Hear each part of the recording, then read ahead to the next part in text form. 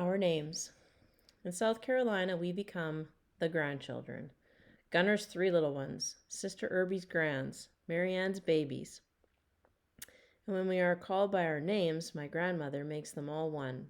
Hopedale Jackie. But my grandfather takes his sweet time saying each one as if he has all day long, or a whole lifetime. Ohio behind us. When we ask our mother how long we'll be here, sometimes she says, for a while, and sometimes she tells us not to ask anymore, because she doesn't know how long we'll stay in the house where she grew up, on the land she's always known. When we ask, she tells us this is where she used to belong, but her sister, Caroline, our Aunt Kay, has moved to the north. Her brother Odell is dead now, and her baby brother Robert says he's almost saved enough money to follow Caroline to New York City. Maybe I should go there too, my mother says. Everyone else, she says, has a new place to be now. Everyone else has gone away. And now coming back home isn't really coming back home at all. The garden. Each spring, the dark Nickeltown dirt is filled with the promise of what the earth can give back to you if you work the land, plant the seeds, pull the weeds. My southern grandfather missed slavery by one generation. His grandfather had been owned. His father worked the land from dawn till dusk for the promise of cotton and a little pay. So this is what he believes in your hands in the cool dirt until the earth gives back to you all that you've asked of it. Sweet peas and collards, green peppers and cukes, lettuce and melon, berries and peaches, and one day, when I'm able, my grandfather says, I'm going to figure out how to grow myself a pecan tree. God gives you what you need, my grandmother says. Best not to ask for more than that. Humph, my grandfather says, and goes back to working the land, pulling from it all we need, and more than that. At dusk, just as the fireflies flicker on, my grandfather makes his way home. We see him coming slow down the road, his silver lunchbox bouncing soft against his leg. Now, as he gets closer, we hear him singing. Where will the wedding supper be? Way down yonder in a hollow tree. Good evening, Miss Clara. Evening, Miss May. How's that leg, Miss Belle? What you cooking, Auntie Charlotte? You thinking of making me something to eat? His voice ringing down the Hall Street, circling the roads of Nickeltown, and maybe out into the big wide world. Maybe all the way up in New York, Aunt Kay's hearing it and thinking about coming on home. Then he is close enough to run to the three of us, climbing him like a tree until he laughs out loud. We call him Daddy. This is what our mother calls him. This is all we know now. Our Daddy seems taller than anyone else in all of Greenville. More handsome, too. His square jaw and light brown eyes so different from our own. Narrow-faced, dark-eyed selves. Still, his hand is warm and strong around my own as I skip beside him, the wind blowing up around us. He says, y'all are Gunner's children. Just keep remembering that. Just keep remembering. This is the way of Nickeltown evenings. Daddy coming home, me jumping into his arms, the others circling around him, all of us grinning, all of us talking, all of us loving him up. At the end of the day, there are white men working at the printing press beside Daddy, their fingers blackened with ink, so that at the end of the day, palms up, it's hard to tell who is white and who is not. Still, they call my grandfather Gunner, even though he's a foreman and is supposed to be called Mr. Irby. But he looks the white men in the eye. He sees the way so many of them can't understand a colored man telling them what they need to do. This is new, too fast for them. The South is changing. Sometimes they don't listen, sometimes they walk away. At the end of the day, the newspaper is printed, the machines are shut down, and each man punches a clock and leaves. But only colored folks come home to Nickeltown. Here you can't look right or left, up or down without seeing brown people. Colored town, brown town, even a few mean words to say where we live. My grandmother tells us it's the way of the South. Colored folks usually stay where they were told that they belonged. But times are changing, and people are itching to go where they want. This evening, though, I am happy to belong to Nickeltown. Day work. There is day work for colored women. In the mornings, their dark bodies fill the crosstown buses, taking them away from Nickeltown to the other side of Greenville, where the white people live. Our grandmother tells us this as she sets a small hat with a topaz pin on her head, pulls on white gloves over her soft brown hands. 2 days a week, she joins the women, taking on this second job now that there are 4 more mouths to feed, and the money she gets from part-time teaching isn't enough anymore. I'm not ashamed, she says. Cleaning is what I know. I'm not ashamed if it feeds my children. When she returns in the evening, her hands are ashen from washing other people's clothes, most often by hand. Her ankles swollen from standing all day, making beds and sweeping floors, shaking dust from curtains, picking up after other people's children, cooking. The list goes on and on. Don't any of you ever do day work, she warns us. I'm doing it now so you don't have to. And maybe all across Nickeltown other children are hearing this too. Get the Epsom salts, she says, leaning back into the soft brown chair, her eyes closing. When she isn't in it, Hope, Dell, and I squeeze in side by side, and still there is space left for one more. We fill the dishpan with warm water, pour the salts in, swirl it around, and carefully carry it to her feet. We fight to see who will get to rub the swelling from my grandmother's ankles, the smile back onto her face, the stories back into the too quiet room. You could have eaten off the floor by the time I left this one house today, my grandmother begins, letting out a heavy sigh. But let me tell you, when I first got there, you would have thought the devil himself had come through. Lullaby. At night, every living thing competes for a chance to be heard. The crickets and frogs call out. Sometimes there's the soft woo-woo of an owl lost amid the pines. Even the dogs won't rest until they've howled at the moon. But the crickets always win. Long after the frogs stop croaking and the owl has found its way home, long after the dogs have lain down, losing the battle against sleep, the crickets keep going, as though they know their song is our lullaby. Bible times. My grandmother keeps her Bible on a shelf beside her bed. When the day is over, she reads quietly to herself, and in the morning she'll tell us the stories, how Noah listened to God's word, pulled 2 of each animal inside his ark, waited for the rains to come, and floated safely as the sinners drowned. It's morning now, and we have floated safely through the Nickeltown night. Our evening prayers, Jehovah, please give us another day, now answered. Biscuits warmed and butter stopped halfway to our mouths. How much rain did it take to destroy the sinners? What lies did they tell to die such a death? How loud was the rain when it came? How did Noah know that the cobra wouldn't bite, the bull wouldn't charge, the bee wouldn't sting? Our questions come fast, but we want the stories more than we want the answers. So when my grandmother says, hush, so I can tell it, we do. Jacob's dream of a ladder to heaven and Jesus with the children surrounding him. Moses on the mountain, fire burning words into stone. Even Salome intrigues us, her wish for a man's head on a platter. Who could want this and live to tell the story of that wanting? Outside there are the sound of wind through the pine trees, but inside there are stories. There are biscuits and grits and eggs, the fire in the pot-bellied stove already filling the house with warmth. Still, we shiver at the thought of evil Salome, chew our biscuits slowly. We are safe here, miles and years away from Bible times. The reader. When we can't find my sister, we know she is under the kitchen table, a book in her hand, a glass of milk and a small bowl of peanuts beside her. We know we can tell Adela's name out loud, slap the table hard with our hands, dance around it singing, she'll be coming around the mountain.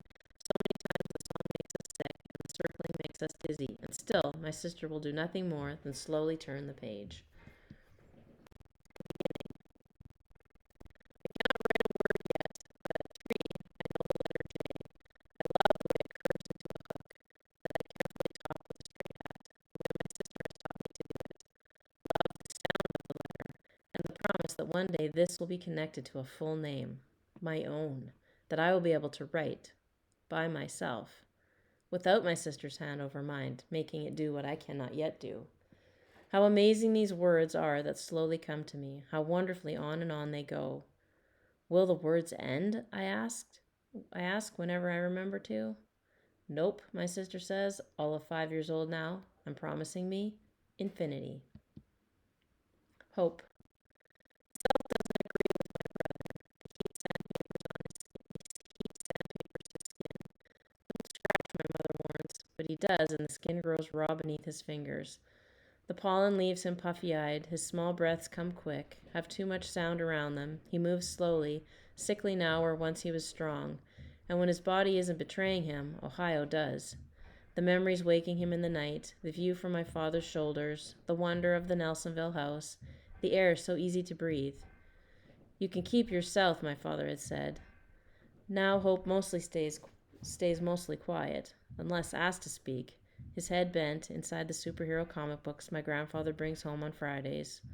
Hope searches for himself inside their pages, leaving them dog-eared by Monday morning. The South, his mortal enemy. The South, his kryptonite. Almost friends. There's a boy from up the road with a hole in his heart. Some afternoons he comes to sit in our yard and listen to our stories. Our Aunt Kay would tell him lives in New York City, and maybe we will too someday. And yes, it's true, once we lived in Ohio. That's why we speak the way we do. We don't ask about the hole in his heart. Our grandmother warns us. We know better than that. There is Cora and her sisters across the road. One word in my grandmother's mouth. You stay away from Cora and her sisters. Their mother left the family, ran off with her church pastor. Cora and her sisters, sometimes, sit watching us. We watch them back, not saying what it feels like to not to have a mother, because our grandmother warns us. We know better than that. There are 3 brothers who live down the road. We only know this because our grandfather tells us. They live inside their dark house all summer, coming out in the evening when their mother returns from work, long after we've bathed and slipped into our summer pajamas, books curled into our arms. These are our almost friends, the people we think about when we're tired of playing with each other. But our grandmother says, 3 is plenty, 3 is a team. Find something to do together. And so over and over again, we do. Even though we want to ask her, why can't we play with them? We don't. We know better than that. The right way to speak. The first time my brother says ain't, my mother pulls a branch from the willow tree growing down the hill at the edge of our backyard, and she slips her closed hand over it, removing the leaves. My brother begins to cry, because the branch is a switch now. No longer beautifully weeping at the bottom of the hill, it whirs as my mother whips it through the air and down against my brother's legs. You will never, my mother says, say ain't in this house. You will never say ain't anywhere. Each switching is a warning to us our words are to remain crisp and clear. We are never to say huh, ain't, or y'all, git, or gonna. Never ma'am, just yes, with the eyes meeting eyes, enough to show respect. Don't ever ma'am anyone. The word too painful a memory for my mother of not so long ago, southern subservient days. The list of what not to say goes on and on. You are from the north, our mother says. You know the right way to speak. As the switch raises dark welts on my brother's legs, Della and I look on, afraid to open our mouths, fearing the South will slip out or into them. The candy lady. On Fridays, our grandfather takes us to the candy lady's house, even though our grandmother worries he's going to be the cause of our teeth rotting right out of our heads. But my grandfather just laughs, makes us open our mouths to show the strong, herby teeth we've inherited from his side of the family. The 3 of us stand there, our mouths open wide, strong white teeth inside, and my grandmother has to nod, has to say, they're lucky, before sending us on our way.